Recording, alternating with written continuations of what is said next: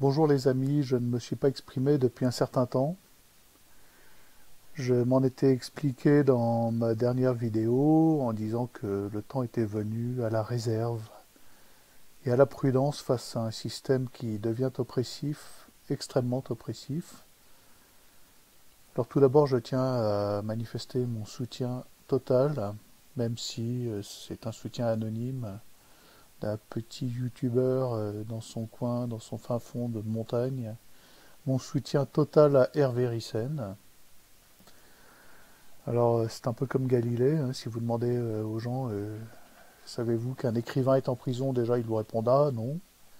Ensuite, ceux qui savent pourquoi est-il en prison, on vous répondra pour révisionnisme.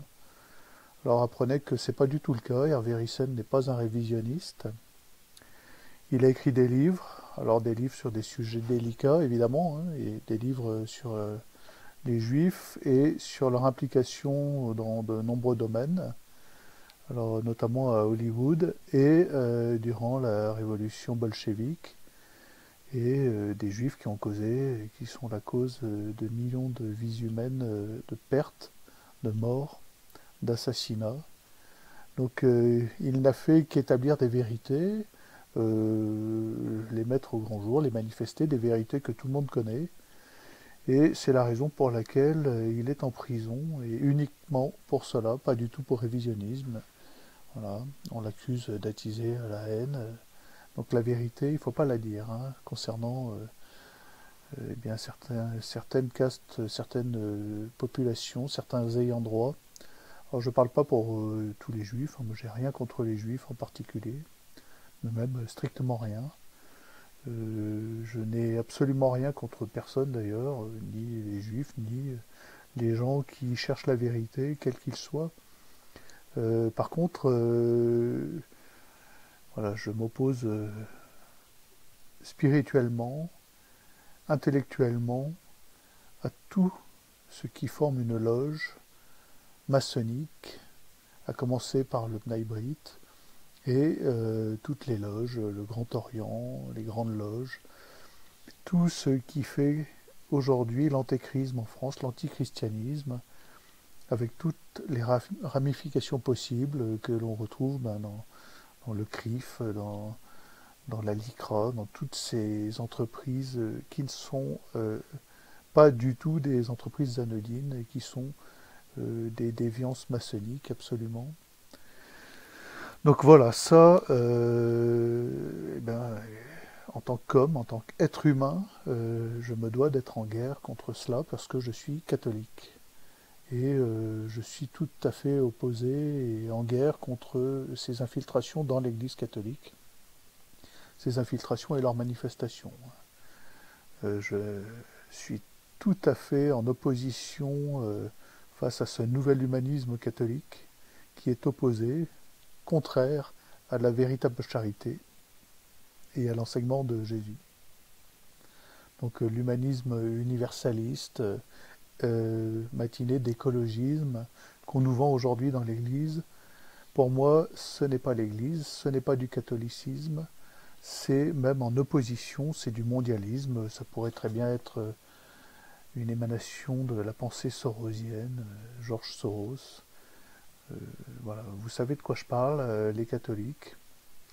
Et tous frères, eh bien, c'est une vision mondialiste, c'est pas une vision catholique. Désolé d'enfoncer le couteau dans la plaie. Qui est mon frère? Qui sont mes frères? Qui sont mes sœurs? C'est ceux qui respectent la volonté du Père. Tous ceux qui cherchent la vérité, éventuellement, sont mes frères et sont mes sœurs. Et la vérité, c'est le Christ. Voilà, je suis la vérité. C'est Jésus qui répond cela à Pilate. Qu'est-ce que la vérité, lui demande Pilate. Voilà, tu l'as en face de toi, mon gars. C'est la vérité, c'est le Christ. Donc aujourd'hui, vous aurez bien compris, on est au lendemain de l'allocution macronienne.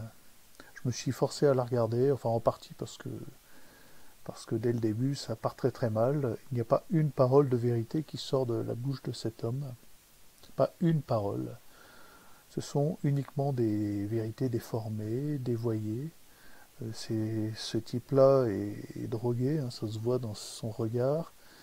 C'est un tyran, on voit l'attitude des deux journalistes qui l'interrogent, qui ne sortent pas des ornières, des sentiers battus, aucune question polémique, aucune question sur une éventuelle dissonance cognitive dans le langage du président. Enfin, président, j'ai beaucoup de mal à dire ça, hein, parce que je ne pense pas que ce type-là soit légitimement élu, même si vous appelez ça la démocratie. Je pense que c'est une imposture de A à Z, hein, ça, depuis le départ.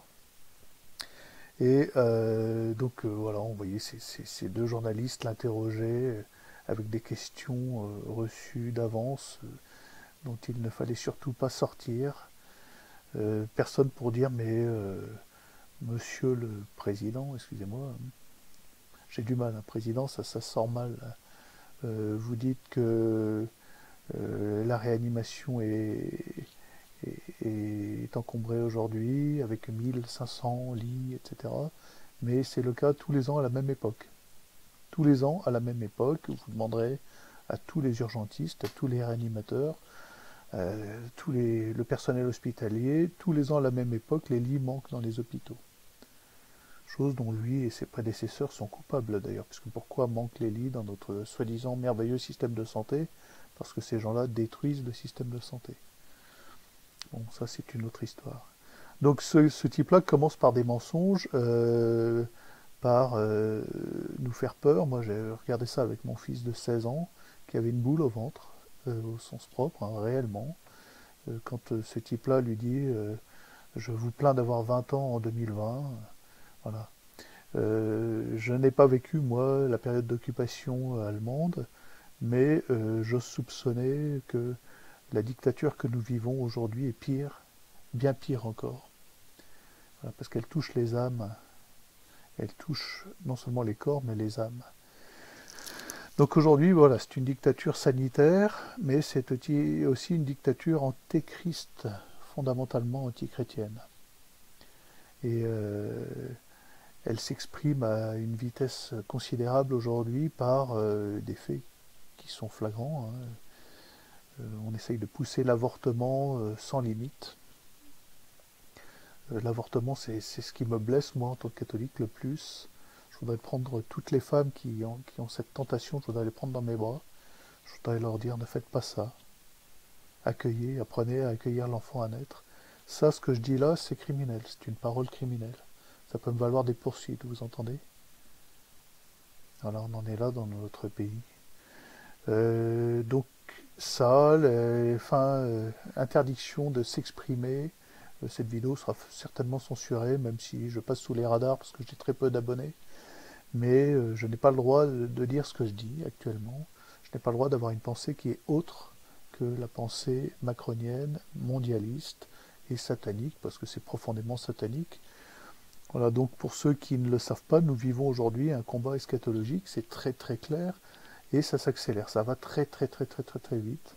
Vous voyez les choses s'accélérer depuis le mois de février dernier, depuis ces fameux confinements. Alors moi j'ai traversé l'Atlantique, j'étais en mer, j'ai traversé de nombreux pays, hein, le Guatemala, le Belize, le Mexique, Cuba, la Floride, les Bermudes. J'ai évité de m'arrêter aux Açores parce que j'avais pas envie de me refaire tester à nouveau, ce qui m'a été assez douloureux, pénible, et j'ai mis du temps à m'en remettre. Voilà, j'ai été blessé par la personne qui m'a fait ça, et aux Bermudes, il fallait y passer pour se déconfiner. Donc je suis convaincu de l'inutilité totale de ces tests, hein, de l'absurdité de ces tests. Je n'ai absolument pas peur de ce soi-disant virus. Alors il y a peut-être un virus, hein, j'en ai rien à cirer, mais strictement rien. Voilà, je peux l'attraper, oui. Et alors, j'attraperai un virus, et puis ma femme, mon fils, voilà, ben on attrape un virus, on vit avec les virus, même si c'est un virus modifié, trafiqué, ou ce que vous voulez. Peu importe, je ne vais pas polémiquer sur l'origine de ce virus. Ce qui est sûr, c'est que c'est un prétexte. Ça, vous ne pouvez pas me traiter de complotiste de vous dire aujourd'hui que c'est un prétexte qui masque un écroulement total de l'Europe et de la France en particulier. Donc un écroulement qui est économique, hein, on s'apprête à vivre On en parle de plus en plus d'ailleurs dans tous les médias, y compris mainstream, le grand reset. Tout le monde nous prépare au grand reset, d'accord? Ben, préparez-vous les gens. Et donc un écroulement qui est aussi totalement spirituel. Hein, on voit les églises, tout le monde masqué, la communion à la main, donc la perte totale du sacré. Euh, alors certains me diront oui, mais c'est autorisé de communier à la main. Moi, je veux bien que ce soit autorisé, mais je veux pas que ce soit obligatoire. Il y a quand même une grosse nuance, d'accord? Et donc, dans la mesure où c'est obligatoire, je m'y refuse totalement. Je ne rentre pas dans les églises masquées, c'est un principe, je ne le ferai pas, je ne le ferai jamais, je ne rentrerai jamais. Ça, c'est à l'adresse, à l'attention de tous les évêques et de tous les prêtres. Je suis catholique, je suis pratiquant, je vais à la messe le dimanche et en semaine, parce que je pratique l'Eucharistie, parce que c'est le sens de ma vie. Mais je ne rentre pas dans une église masquée face à mon Dieu, d'accord, face à mon Créateur. C'est hors de question. Et je ne communierai pas à la main parce que c'est obligatoire. Alors je sais que certains adoptent des stratagèmes, une lingette sacrée ou une custode, c'est le moindre mal, mais ils y vont masquer. Voilà. Et moi je m'y refuse, je ne ferai pas ça. Donc bien, on en est déjà à la dissidence, à trouver un prêtre qui nous célèbre une messe dans un lieu privé le dimanche, tous les matins. Et il en dit 3 par jour. Voilà, arrangez-vous, refusez cet état de fait, cette obligation. C'est le sens de notre vie, hein. C'est l'Eucharistie. Il n'y a pas d'autre sens de notre vie que l'Eucharistie, que le corps du Christ, la transsubstantiation, et s'avancer masqué et communier, baisser son masque pour communier à la main, c'est un sacrilège. C'est aussi simple que ça. Des mains d'un prêtre qui s'est nettoyé les mains au gel hydroalcoolique, c'est un sacrilège. C'est aussi simple que ça. Pour moi, c'est impossible. C'est une chose impossible. Je ne suis pas intégriste. Hein, je suis pas fondamentaliste intégriste, quoique je refuse cette terminologie, hein, parce qu'intègre, écoutez, si on est catholique, on doit être intègre. Mais j'en suis amené à maintenant fréquenter ces lieux où déjà je suis sûr que la messe sera la messe, que l'Eucharistie sera l'Eucharistie, et donc je fréquente quand je peux ces lieux de la tradition. Et voilà, je peux plus aller en paroisse de toute façon, parce que les paroisses sont chapeautées par des gens qui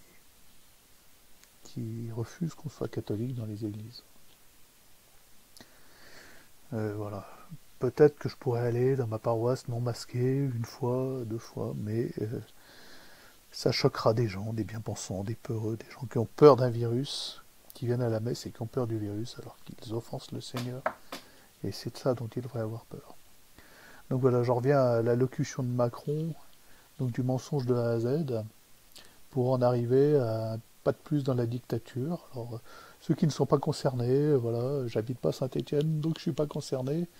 Bah, détrompez-vous les gens, parce que c'est un terrain de jeu. Macron il s'amuse, il teste, il voit que les Français ne réagissent pas, ou très peu. Il y a quelques médias alternatifs qui disent mais c'est du délire, c'est totalement absurde, ça ne sert à rien, c'est délirant et ça ne sert à rien. Bon, comme personne ne réagit, au fond, les gens sont masqués, les gens masquent dans la rue, même chez eux, dans leur voiture. On ne sait pas pourquoi, ils ont peur. Voilà. Ils ont autant de chances de se prendre une météorite sur la tronche qu'un virus en pleine rue. Donc pourquoi ils ne portent pas un casque à ça? Il faudrait leur poser la question. Il faudrait porter un casque, hein, et puis blindé en plus, puisqu'une météorite, elle traverserait, à mon avis, un casque homologué de moto. Donc il faudrait même qu'ils se baladent en char d'assaut, les gens, parce que y a tellement de risques. Et puis même, il faudrait qu'ils sortent de chez eux, parce que y a plus d'accidents domestiques que de morts du Covid. Donc voilà, sortez de chez vous, les gens. Hein. Ne restez pas dans vos maisons. Vivez au milieu d'un champ. Bon, là, vous risquez de mourir de froid, mais écoutez, je sais pas, c'est réfléchissez. C'est consternant. Et alors moi, j'étais persuadé que les jeunes, les étudiants, la révolte allait venir par là. J'étais persuadé que les masques dans les classes, ça allait faire flop et long feu, et que ça commencerait par une classe qui tomberait le masque, une classe de jeunes étudiants. Enfin, moi, à mon époque, enfin, je sais pas, hein, j'ai 54 ans, j'ai passé le bac en, je sais pas quoi, 80, je sais plus quoi, 84, un truc dans le genre. Euh, on se serait pas laissé faire, c'est pas possible. On aurait fait une grève, on aurait tombé les masques et ça aurait fait boule de neige. Mais on vous prend pour des cons. Et vous acceptez ça, vous les jeunes, vous. Non seulement vous acceptez ça, mais si on a le malheur de ne pas porter un masque dans un supermarché, on voit un gamin de 11 ans qui vous saute dessus en vous disant faut mettre le masque, hein, faut mettre le masque. Alors tu lui dis mais viens me le dire en face, petit con. Et voilà, c'est donc les jeunes qui sont totalement formatés, conditionnés et morts, qui n'ont plus aucune forme de réflexion personnelle. Et les vieux, hein, ça, alors là, on en voit un paquet. Là, j'étais dans un magasin, justement à Saint-Étienne, c'était quoi, il y a 15 jours, et je discutais avec le vendeur. C'est un magasin spécialisé dans certains objets, en l'occurrence c'est de l'horlogerie. Moi je collectionne des montres, c'est mon dada. Et donc rentre un couple, on va dire, de Stéphanois, masqués jusqu'aux yeux. Moi j'avais le masque sous le menton et l'horloger, voilà, ça glissait un petit peu, on va dire. Et puis le, le gars du couple dit ah, on ne porte pas le masque ici, hein, des soixantenaires. Mais bon, j'étais pas chez moi, j'étais chez un commerçant. Donc je me suis retenu de lui en lancer une dans la figure, une parole, hein, je suis pas violent, une parole bien pesée dans la figure. Je dis bah non, vous avez peur de quoi, monsieur, ou quelque chose dans le genre. Je voulais pas faire fuir des clients d'un commerce qui doit déjà avoir du mal à vivre.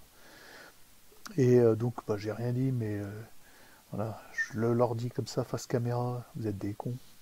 Ah oui, vous êtes des cons, des abrutis, total quoi, pauvres gens quoi. Non, ça sert à quoi de porter ton masque? T'as l'air juste con, t'as l'air débile, ça te protège de rien, d'un virus. T'as aucune chance de tomber sur un virus comme ça en te baladant dans les rues de Saint-Étienne, mais aucune. C'est impossible. Alors maintenant ils sont de couvre-feu les pauvres. Voilà, couvre-feu, dodo. À quelle heure? Je crois que c'est 21h. Bon, c'est du délire, délire absolu. Dodo à 21h les gens. Écoutez, vous réjouissez pas que ça vous atteigne pas, parce que c'est un ballon d'essai, comme je le dis, c'est un coup d'essai, et d'ici 3 semaines, sous un prétexte fallacieux, parce qu'évidemment il y a la grippe, leurs mesures, aucune d'entre elles n'arrêtera la grippe, donc évidemment il y aura le même nombre de lits d'hôpitaux occupés par la grippe, qu'ils mélangeront d'ailleurs complaisamment avec leur fameux coronavirus. Hein, c'est le joyeux bordel. On ne me dira jamais que c'est un autre virus, parce que de toute façon ils n'en savent rien, puisque leur test est incapable de faire la différence. Et donc c'est sans fin. On est masqué sans fin à vie. Enfin c'est bien parti pour, hein, si on ne se révolte pas. Je ne vois pas d'issue. Il n'y a pas d'issue.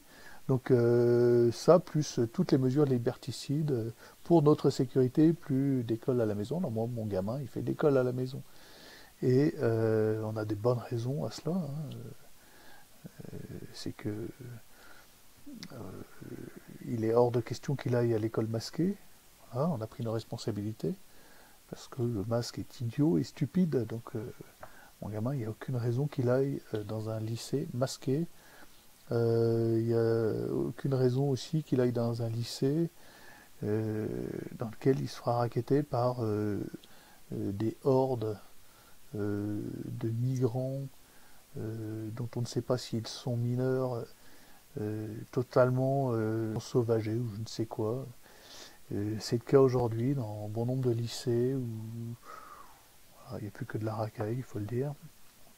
Donc mon gamin, bah, écoute, il apprend à se défendre.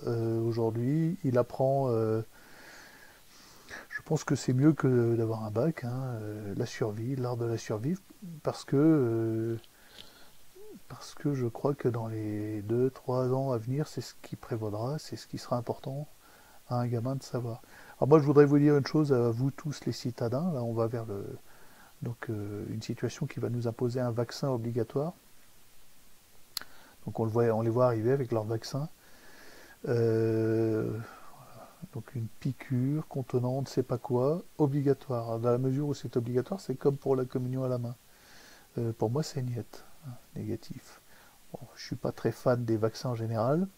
J'ai de bonnes raisons de l'être parce que je ne suis pas, je prétends être éveillé et pas un consommateur débile. Donc, je sais qu'en fac de médecine, la formation sur les vaccins, c'est 3 jours de fac sur 7 ans d'études. Donc, je ne ferai pas confiance aux médecins lambda pour ça, à qui on a dit que c'était bien, qu'il fallait qu'il ferme sa gueule. Donc, je suis allé voir d'autres sons de cloche, écouter d'autres médecins, d'autres docteurs en médecine, d'autres professeurs, d'autres scientifiques, voir ce qu'ils en disent. Et ma foi, en faisant le pour et le contre, eh ben, je n'ai pas du tout envie de me faire vacciner. Je trouve qu'il y a de bonnes raisons de douter. Alors surtout quand on nous impose un cocktail obligatoire, on peut douter que ce soit pour mon bien ou pour notre bien. Donc moi, je vais vous le dire, je ne me ferai pas vacciner. Et je sais ce que ça implique. Voilà, ça implique de devenir maquisard, de rentrer dans le maquis. Ça, faut le savoir, les gens, hein, tous ceux qui disent, parce que j'en connais plein, hein, tout le monde dit ah, mais non, non, pas moi, je ne me ferai pas vacciner, vous tiendrez une semaine, les gens. D'accord? Parce que c'est un vaccin qui conditionnera votre accès à tous les services publics, au train, à l'avion, au métro aussi, d'ailleurs, à tous les endroits où on se rencontre, aux hôpitaux. Si vous n'êtes pas vacciné, vous n'aurez plus aucun accès à rien, vous serez exclu de la société. Donc si vous n'êtes pas prêt dès maintenant à vivre comme des maquisards, vous serez vacciné. Et vous recevrez dans le cul le cocktail de Bill Gates. Alors si vous voyez rien à redire à ça, si vous trouvez que le fait de mettre en doute la qualité de ce vaccin, c'est du complotisme, bah, écoutez, tant mieux pour vous. Vous êtes dans un monde idéal, plein de gentils barbapapas, voilà, et plein de cœurs roses et tout, c'est extraordinaire. Faites-vous vacciner par le vaccin de Bill Gates, aucun souci, moi. Faites ce que vous voulez. Seulement, je peux vous assurer qu'il vous filera la ch'touille, que ça vous stérilisera si vous êtes encore en âge de procréer et que vous choperez l'Alzheimer à 45 ans si vous n'avez pas encore 45 ans et à 60 si vous en avez déjà 50, d'accord? Et ça, plus le puçage, bon, bah, écoutez, non, merci, pas pour moi. Je préfère vivre en maquisard, aller construire une cabane dans les bois, voir une yourte, et puis non. Et nous, on se prépare à ça, d'accord? Voilà, il y en a qui appellent des vidéos qui appellent à la révolution. Voilà, moi je vous appelle à revenir à l'Eucharistie, quitte à aller dans des messes privées, dans les bois, dans des chapelles comme du temps des guerres de Vendée, des chapelles entre les chênes, entre les sapins, voilà, avec des prêtres non-jureurs, et à prier pour le salut de votre âme et le salut de la France, parce que la France est entre les mains des satanistes. Je pense que si on avait les yeux pour regarder aujourd'hui, on verrait les anges en armure au-dessus de nos têtes. On les verrait en train de guerroyer, parce que c'est la guerre en ce moment. Là, Macron, il a raison, on est en guerre. Et on est en guerre contre l'esprit. C'est pas une guerre contre un virus, c'est une guerre contre l'esprit, contre le bon sens déjà, et contre l'intelligence. C'est une guerre totale, c'est une guerre à mort. Une guerre à mort. On ne peut pas douter de ça. Donc voilà les amis, bon écoutez, j'ai ouvert ma gueule. Je me fous en fait un petit peu de la censure de ces minades de YouTube. Je m'en fous un petit peu, ils supprimeront ou non cette vidéo. Ils m'ont déjà supprimé une chaîne sans préavis. Bon bah écoutez, c'est peut-être ma dernière vidéo. Soyez forts. Recentrez tout sur l'aspect eschatologique de cette guerre. Soyez assurés que c'est une guerre spirituelle, c'est une guerre contre votre esprit, c'est une guerre contre la vérité, c'est une guerre contre votre finalité spirituelle, qui est de voir Dieu tel qu'il est. c'est pas quelque chose qui est gratuit. C'est un don que le Christ nous fait à la croix, donc c'est pas gratuit déjà. Ça se paye par la mort du Christ sur la croix. Et c'est un don auquel Dieu nous demande de participer. Alors il sait très bien que nous sommes tous faillibles, nous sommes tous pécheurs, nous sommes tous en train de chuter en permanence. Personne d'entre nous n'est parfait, même les grands saints, je pense qu'ils n'étaient pas tous parfaits. Mais voilà, pour participer au sacrifice du Christ en croix, eh bien, il faut de la force. Il faut aussi de la prudence, il faut acquérir certaines vertus, il faut essayer de les acquérir. Et ça vient pas tout seul en écoutant Macron et en buvant ses paroles à la télé, ça sûrement pas, d'accord. Allez, à bientôt peut-être.